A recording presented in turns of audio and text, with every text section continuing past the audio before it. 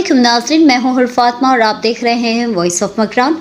खबर शामिल करते हैं। आज बरोज़ जुमा हमदर्द फाउंडेशन बलूचिस्तान तुर्बत जोन का जर्नल बॉडी का इजलास। उसामा याकूब सदर जबकि जमील करीम जनरल सेक्रेटरी मुंतखब। हमदर्द फाउंडेशन बलूचिस्तान तुर्बत जोन के तर्जुमान ने अपने जारी किरदा बयान में कहा है कि आज हमदर्द फाउंडेशन बलूचिस्तान तुर्बत जोन का जनरल बॉडी इजलास साबिक सदर जमील करीम की ज़ैर सदारत में मुनक्कद हुआ। इजलास के मेहमान खास मरकज़ी चेयरमैन फरीद उमर जबकि एजाज़ी मेहमान वाइस चेयरमैन खलील नूर थे।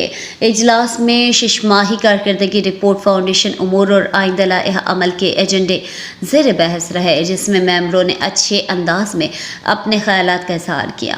हमदर्द फाउंडेशन बलूचिस्तान के मरकज़ी चेयरमैन फरीद उमर और हमदर्द फाउंडेशन बलूचिस्तान तुर्बत जोन के साबिका सदर जमील करीम ने अपने ख्यालात का इज़हार करते हुए कहा है कि हमदर्द फाउंडेशन बलूचिस्तान का मकसद गरीब, मिस्कीन और लाचारों की मदद करना है।